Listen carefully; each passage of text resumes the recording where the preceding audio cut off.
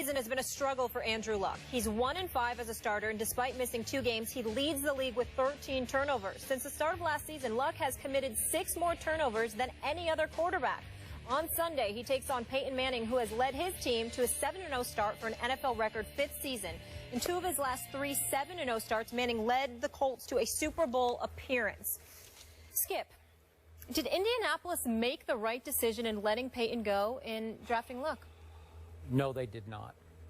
Stephen A., if you recall, the day after Jim Irsay tearfully eased Peyton Manning out the back door in Indianapolis, I said big mistake. And I feel even more strongly it was a big mistake now that I look at what's happening this year. I don't want to unfairly pile on to Andrew Luck, but I'm going to make a big picture point, and I'm going to stand by it. 3 years after he left Indy would give the Colts a better chance of winning a Super Bowl than Andrew Luck would. This is a win-now league, as I keep telling you, and so I don't want to look at 8, 9, 10 years down the road. I want to know what can happen in the next 3, and now I can make it 4 years that Peyton Manning would have given Indy a better shot at winning it all than Andrew Luck can give him, even at this stage in his 4th year of development. Let's look at these 4 years in the NFL for Peyton Manning. His QBR, scale of 0 to 100, is 77, a combined 77 over 4 years. That's #1 in the national. Tom Brady, who's 3rd over a 4-year span. Over that span, Andrew Luck has had a 61 QBR. Not bad, but not great. Kind of middle of the pack. But his QBR, as we talk about, it's fallen. He's gone 67, 64, 62, and now all the way down to 38, which ranks 25th in the national. I'm sorry, 30th in the National Football League. Only Ryan Tannehill was it? Ryan Tannehill and Sam Bradford. Sam Bradford, that's right. Good Lord. Got me saying Sam Bradford. Yeah, you got. Over the 4 years, Peyton Manning has thrown 39 more touchdown passes than Andrew Luck. Yep. He's thrown 8 fewer interceptions. He has 12 fewer total turnovers. And I have to point out that as successful as Andrew Luck's team has been, because it has been a playoff team, and you make the case, they go one step and then another step and another step in the playoffs. How much have they benefited from, we could argue, but I think it's the worst division over the last 4 years in pro football in the AFC South. They are now, the Colts, 19-2 over Andrew Luck's 4 years in the South. 19-2. So it's a gimme division where you're going to win the division and get a home playoff game. Okay, now let's look at what's happened in the postseason. Peyton Manning, he's only 2-3, and he did lose at home to Luck last year, so I'm going to give Luck that one. But Peyton Manning has 9 touchdowns to 5 interceptions in the postseason, and Andrew Luck in his 6 postseason games has 9 touchdowns to 12 interceptions. So even in the postseason, he has 7 more interceptions than Peyton Manning, because we know Andrew Luck has been a turnover machine. So I'm looking at the totality of this, and on aura, on mystique, on lovability in the city of Indianapolis, horseshoe on the helmet. Peyton was the Colts. It was the house that Peyton built, Lucas Oil Stadium.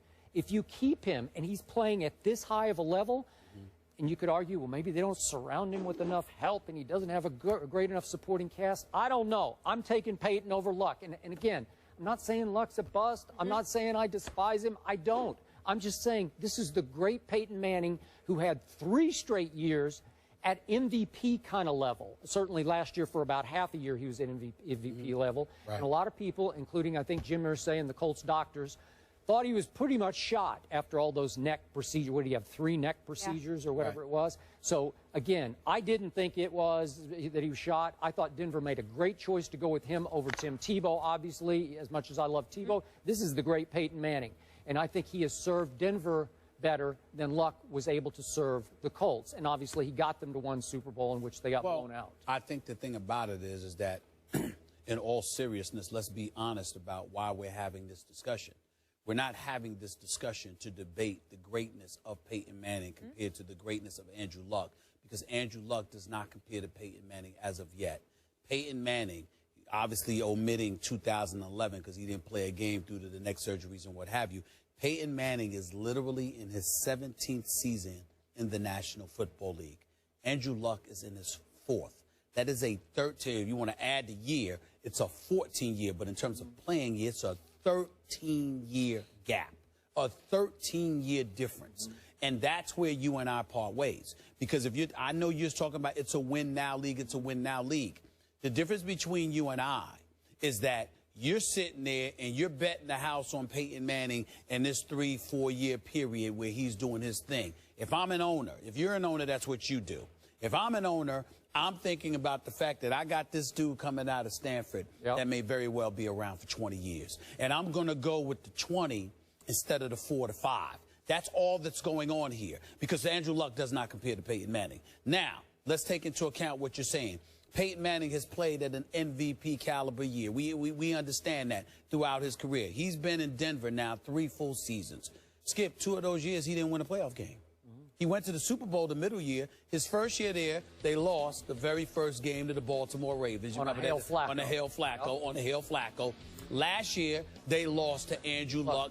And some people believe because Peyton Manning got beat up against St. Louis and hadn't recovered. But again, because at the time he's 38 years of age, you got to go through what you got to go through. So to me, the very points, and this is where it's really interesting from a debatable perspective, because I'm not refuting what you're saying. I'm just saying that doesn't work for me in terms of my thinking. I'm looking at a Peyton Manning at age 38, all right, that obviously was beat up last year. And I'm looking at a guy like Andrew Luck that might have been able to take and withstand a little bit more. Andrew Luck's been beat up earlier this year, but he's still back. You know why? Because he's younger and he's bigger, and because he could probably take a bit more physical punishment at this point in time in his career. There's nothing wrong with that. There's nothing that should diminish the greatness of Peyton Manning. But if I'm Irsay, I'm looking at the future spanning an additional 13 to 15 years. I'm going with that. We are talking about an Andrew Luck that threw 40 touchdowns last year to just 16 interceptions. We are talking about an Andrew Luck who lost his first season in terms of a playoff game in a wild card, but won a divisional playoff game the next year. Went to the AFC Championship game a year after that. So he's actually won more playoff games than Peyton Manning has since he's come into this league. By 1, 3 to 2. I understand that, 3 to 2. Since he went to Denver. That's right. So I'm saying since he went to Denver. So I'm saying to you that over that same time period, he has more playoff victories. Now, he got an easier road to the playoffs than Peyton Manning, and we all know that. But in the same token, he's been productive enough to justify the change in an era that needed to be made. And also keep in mind, it's not like Peyton Manning had the surgeries, came back, played like he played in Denver, and Irsay said goodbye. There were questions as to whether or not Peyton Manning would ever be Peyton Manning again because of health. So if I've got Andrew Luck waiting, and he's younger, and you've got all these prognosticators talking about his potential, which to some degree he has validated, despite the mistakes, there's no question to me that the Indianapolis Colts made the right move, because you have to take into account the time at which they made the move. Again, if Peyton Manning had come and thrown 55 touchdown passes and all that stuff, and then after that, Irsay said, no, I'm going to get away from you, and I'm going to go with the young dude, you got me. But they made that decision fresh off of Peyton Manning's surgery, him sitting out the season, having not played at all, and they had Andrew Luck waiting in the wings. You have to make that call. And I don't see how, honestly, Skip, from a business perspective, I'm not talking about your football-loving self. I'm talking about from a business perspective. I don't understand how you can look at Irsay under those conditions and deem him to have made the wrong decision. Because you're betting, remember, we're not talking about his game. You're talking about his health. You're betting on the health at the time of a 35, 36-year-old quarterback to one coming in at age 20, 21 with all of this potential. I don't know how that's an argument. I really don't. Okay, I want to stress, I first guessed this. I'm not doing 20/20 hindsight. I said it from the start. I'm not going to let go of it. I will support you on that, but you have to be willing to emphasize the word guess. Even though you first guessed it, the operative word is not first. It's a guess. I can't guess at the expense of losing Andrew Luck. I can't do that. Hey, remember, the ESPN reports versus the Indy team reports that were being reported, their doctors' reports, were that our reports were saying independent doctors were clearing Peyton and saying he was going to be okay. I don't bet against proven greatness. And as shaky as Peyton has often been in the postseason, right. I've often questioned his postseason. What is it? I've lost track. 9-11 in the postseason? Yep. Okay. I get that. But if I have a chance with a guy who's so beloved in my city that we might go a little farther with him, I'm not going to bet on Andrew Luck because I didn't love him enough, because I told you I would take RG3 over Luck, and then RG3 got hurt. But you can also, I'm going to give you some ammo here to argue back to me.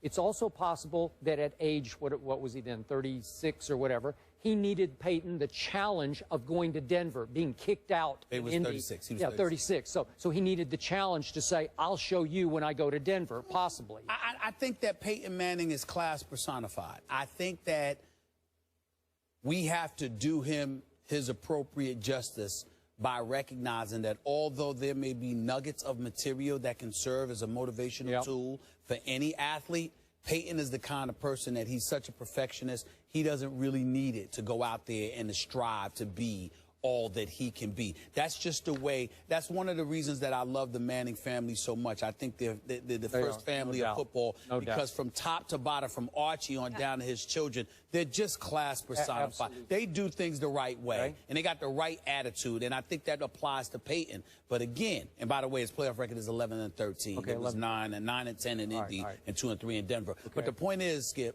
in the end, what it comes down to, again, you're not betting against. I understand your thought, don't bet against greatness. My response to that is, when it comes to one's health, combined with father time, you just don't know. Okay, fine. And I can't, and remember, it's not like this is Ryan Leaf here. It's not like we're guessing, like, oh my goodness, this is Ryan Leaf. No, this is Andrew Luck. I'm Universally recognized. I mean, it was a surefire, no doubt about it. He was Peyton Manning. He was like, I won't go that far. No, I'm talking about coming into the league, the way Peyton Manning was projected coming out of Tennessee. That's what Andrew. A whole lot of people loved Ryan Leaf that year. Trust me. Yeah, but they didn't trust him up here. They loved his ability, just like they loved. They did. Well, I was all over that draft. No. It was 50-50. You are. But what I'm saying is, and the reason I'm bringing this up is because I recall you saying it. You were talking about everybody was nip and tuck, Ryan Leaf, Peyton Manning. But the one thing that everybody pointed out was this. Okay. And they didn't say that about Ryan Leaf. Last point. As much as I love and admire the Manning family, I don't love and admire Jim Irsay. And I think in the end, this is my 2 cents from a distance. This is my armchair psychiatry.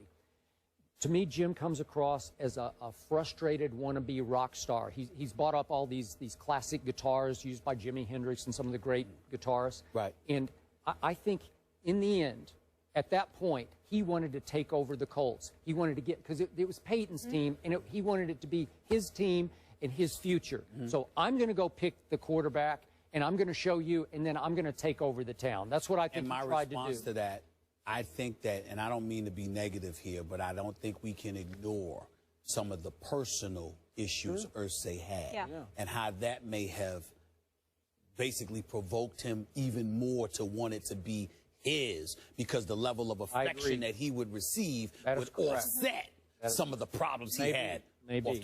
And to piggyback on both of that, some concern with the Colts specifically. Did you guys see the Indianapolis Star report that they held a players-only meeting that happens all the time, but this one was that lineup changes are being dictated by the front office and not Pagano's staff? Well, that's great. Again, that's a Grigson issue. And it could be an owner issue. It could be an owner. It's an issue. And it's good that you pointed that out, because yesterday I pointed about Grigson, or 2 days ago I pointed out Grigson.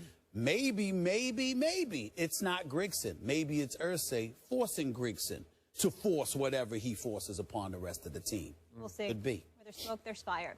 The bad man faces Super Cam in Carolina this weekend. We'll discuss who wins that one after the break.